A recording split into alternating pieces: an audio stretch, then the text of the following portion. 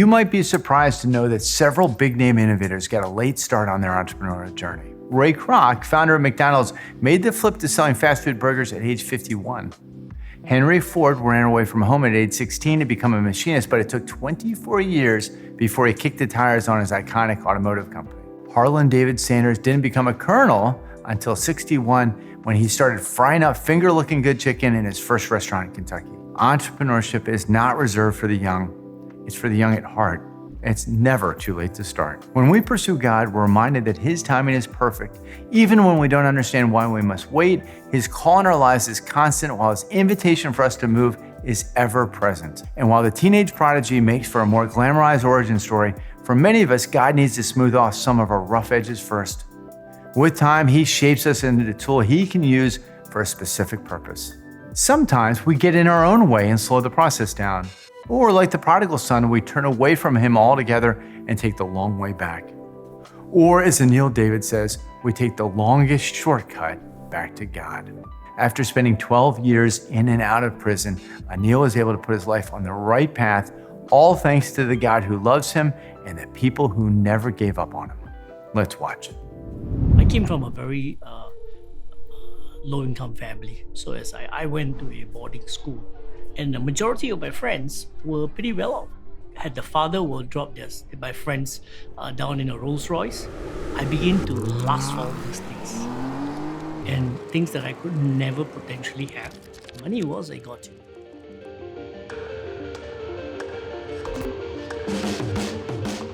I worshipped money at that point because it was the means of providing the luxuries that I want. The desires, the things that I urge for, I long for.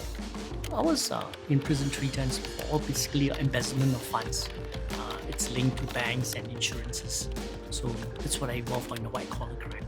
Put it all together, it would have exceeded more than $1 million. And the first time I was in the age of 26. That was 5 years, and then subsequently when I came out, thought I got my act all right again, and then again, didn't really had a very stable job, couldn't really make my ends meet. Then I went back to the old way of life again. But the third time that when I went in, that was the third time, that was 8 years the longest. The environment changed and the whole concept of prison had changed. There were intentional prison officers and people began to take vested interest. And in 2004, when I was in the prison sentence serving my 8 years, there was this officer that announced, everyone is going to get a piece of paper. And inside the piece of paper, there is going to be a yellow ribbon. And the symbol of the yellow ribbon is to send to your family, telling that it signifies second chance. When I looked at it, I said, what a stupid thing to do. It's yellow ribbon. And at that point in time, my family had nothing to do with me. They totally have dissociated with me because of the shame that I brought. My wife, my kids, my siblings. So it's a free letter. It's a yellow ribbon. So I intentionally wrote, I said, will you forgive me? And that was the beginning. And through that yellow ribbon, forgiveness was unleashed from my family to me. When my wife forgave me, she also said that I forgive you, but I don't trust you. I think those were very true words. Trust had to be earned. And I had to earn it. And I'm still earning it today. Has it been better? Yes. But in that moment of folly again, all that thing can be destroyed. So I had to redeem my trust with my wife through employment in the work that I call out to do. I mean, is forgiving him is only one reason that I never give up on him. Of course, I love him. That is no doubt, because otherwise it's very difficult to move on with this kind of situation actually. So that was my struggle, which always like two sides. I have to move without. I want to be with him. Can I give him chance? I always feel that no, it's okay. He will be all right one day. So I got to know Anil sometime, if I'm not mistaken, in around mid-90s. We became very close friends. So he had placed some funds with me for investments. So when he was charged, the police officers came to my home at night 3 of them from a commercial affairs department. So I had to go with them to the police headquarters. It was terrifying. They thought I was an accomplice. But after explanation, I was held there for a few hours overnight actually. And in the Singapore context, it's more like guilty until proven innocent. So I had to prove my innocence, and then yes, they realized that I was not an accomplice, and I didn't get a chance to meet him because immediately he was incarcerated, and didn't meet him for about 10 years from that incident. But I just knew right from the start that he's not a bad person. So Anil, I knew, just needed a little longer hand-holding, and I had confidence he will come back on the right path. I think I have only this one last chance. And if I think I'm going to break this right, I think I will lose everything that I've built on. The relationship, the friends, the community, everything that I built on will just disappear. Forgiveness, I don't deserve it. Not at all for the things that I've done. But yet, that person is able to do right. Forgiveness to me is something I can't put in words, but it's a very difficult thing. But yet, it's such a powerful thing that it unleashes a freshness, a brand new love, an environment that you get so propelled to do much more than you can do because you've experienced that. So I'm a beneficiary of forgiveness because I've done so much. If I were to put all the measures of all my sin, I probably deserve death 10 times over. When we talk about restorative justice, many people who went through the incarceration, recognize that they have very limited opportunities outside this sentence. I think partially because of negative social stigma. People have a very low trust level on these people. But if you look at ourselves, God has even forgiven us already. We are sinners. Why can't we extend that grace to forgive other people? And of course, I don't mean by blindly or just give people a chance and don't do anything. This is where discipleship, very important part of the journey. You don't just give them a job and expect them to do well. They need a hand-holding period. I was working in this in the old prison. It was a very small little call center there. And I was working and at that point in time, I would say that I was honoring the word of God very diligently. And in one of the passages as I read, right, is that anything that you do, you can do it to please God. That should be your worship. And that was the time that I said that I want to worship God with this work that I do. And that's the attitude that I had. And I really gave more than 1,000% because I had only one person that I want to please, and that was Abba Father. And then I was doing that. In the process of doing that, right, it caught attention of the management and as well as the CEO of that company, Mr. Larry, a non-believer. And he came to me and said, I like your attitude. And you have, just like the way he said to the tax collector, come down, I want to go to your house. This person said, you have talent. And I think you will succeed in your life if you continue to conduct yourself the way you are conducting yourself. And then when I released, we got connected again. And we were meeting for lunch or dinner every month, 1 month once. He would ask me, what are your aspirations? What do you want to do? I say no. Then I tell him that I'm hoping one day I'm going to set up a small little call center where I can actually have ex-offenders working in it. So why ex-offenders? I say ex-offenders, I tell him, are street smart people using their talents for the wrong reason. If I could harness that for the right reasons, they will excel. One day on a Saturday, out of nowhere, he calls me on a Saturday, can I come over to your place? I say, sure. He came over at 4 o'clock, sat at the table with me and my wife. He opens his bag, say, you said you want to start, right? I'm going to write you a $10,000 check and you are going to start this company and I'm going to guide you for a year. That's the birth of Agape Connecting People. The Agape was to honor the love of my wife that she had for this rascal like me, where she never gave up hope. And the word Agape signifies the unconditional love that she had for me. So we are a business unit that has 3 lines of business: a 24/7 call center, a training academy, and an employment agency. All these things didn't form in just one space. It came along the line as I began to journey into building this company up. The sustainability model is we started first where our margins were very bare minimum. Customers were looking at us not as a normal call center, even though they may have a heart, but when it comes to dollars and cents, they always expect a huge bargain. So I would give it. But as the years begin to build up and the outcomes begin to show, the productivity that they see that, hey, you guys are good or better, that's when my bargaining capacity became better. Then slowly but surely, the rates will begin to have market competitiveness. And when we ask and negotiate for a price, clients would say, hey, I don't mind doing this because you know why? You also are doing a social outcome.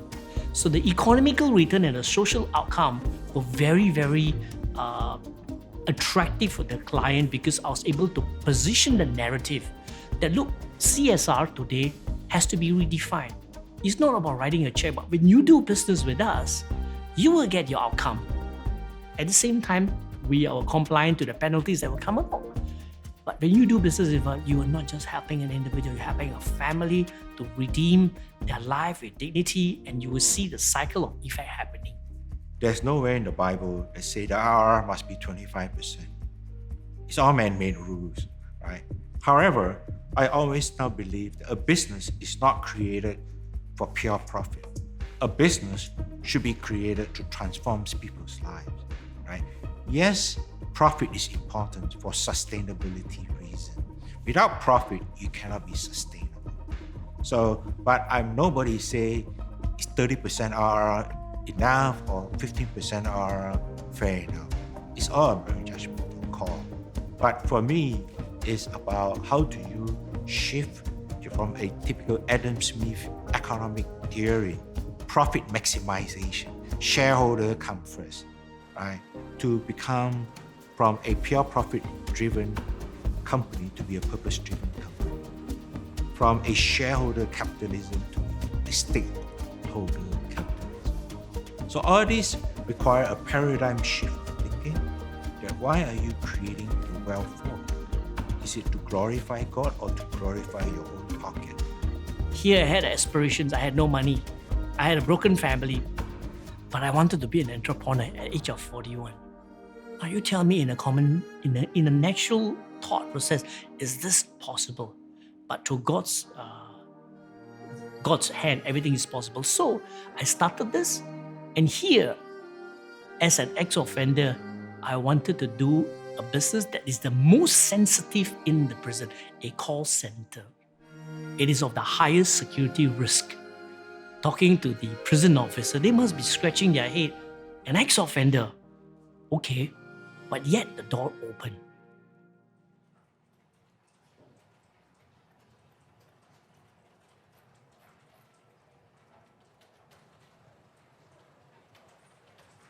Agape really means a lot to me.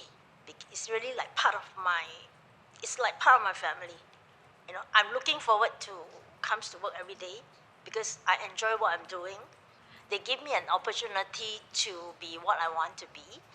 And on top of that, they also allowed me to have time to spend with my family. The people here, especially the management, they are putting a lot of effort in giving others a chance. Learn on job. And they are very caring, and it's very, very different from other corporate organizations. The biggest competitive advantage is your handphone, which is a distraction. Over there, you do not have handphones. So obviously, productivity will go high. Secondly, you have inmates who intentionally want to work, practically with a long queue. Everybody wants to work. So nobody wants to report sick or get sick. There's no leave, there are no holidays. So all this increases productivity. We're in the marketplace, all these things are given. An uninterrupted mind is where we find that it's the best time to skill them and train them, because they will apply what they are taught. They can earn the kind of money they need, and that's a very big aspiration for them. A place where they won't be judged for whatever color of the skin is, or the kind of tattoos they may have, or for whatever crime they may have committed. They know there is a place in Agape that we call this the Garden of Eden, where they can aspire to be a better version of themselves. Anil and I have had numerous conversations about the scope of Agape, right? Of course, it started out with the ex-convicts. It's a group that he wished to help. But since then, it has grown in terms of scope. It includes other group of people in Singapore that are underprivileged, and maybe are struggling to find jobs. I think Agape is in a very unique position that it is not just, it started out as a call center business, but it has since grown and morphed into a more connected business. It's really connecting potential workforce who may not have the skill or the capability or the credentials. They work with them, train them, coach them, and then potentially match them with potential hirers and employers and place them in jobs that is fulfilling both for them and as well as for the organization. When I came out from prison, nobody trusted me. I have a wife who told me I don't trust you. I have parents who were ashamed of me, siblings who don't want anything to do with me. So the only way that I could rebuild all these groups of people into an ecosystem where I can have relationship with was through employment. When I'm able to put bread on the table to my kids and my wife, slowly but surely, the reconciliation was happening. And as I began to build my business, the work that I do, trust was being gained from the marketplace, friends and all. And I think that even the prison began to trust me what I do, allowed me opportunities to operate in their most holy place. Trophy of Grace is someone who has two lives. A life that is brought nothing but heartbrokenness, destruction, separated people, created a mess. A Trophy of Grace is someone who has taken stock of the past life, stepped out into a new space and rebuilt their lives, his or her life, on principles and values that others can see and say, I want to be like him or like her.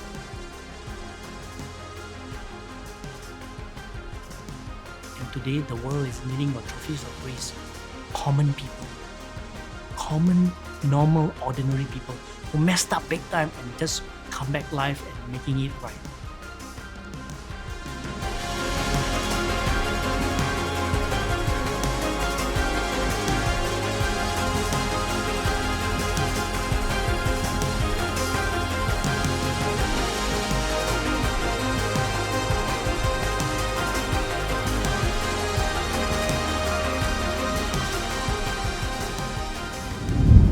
There's a tension we as faith-driven entrepreneurs must embrace in our work between trusting God and hustling to make things happen. Sometimes we're so fixated on the hustle that we forget to stop and ask God if we're moving in the right direction towards Him. Proverbs 16:9 says, "In their hearts humans plan their course, but the Lord establishes their steps." So often we tend to think, will this next step be better for me and my family? And we often only consider it financially. What if we think of that next decision differently? What if instead we asked ourselves, will it help us and those around us know Christ more fully? What if we used our relationship with God as the key factor in our decision making? Have we ever looked at our careers through that lens? The places we live, the people we meet. The road back to God can sometimes feel long and is rarely straight because we make it that way on ourselves. God isn't hiding. We simply lose sight of Him along the way. We can't do this in our own strength. It is Christ who makes it possible for us to return to God time and again. Thankfully, God is patient with us and is desire to do a good work within us. Talk about this session in your group and how it relates to the journey you're on. Open yourselves up to learning from one another. Be transparent and honest with each other. What you get out of this time together will only be as enriching and life-giving as what you put into it. See you next time.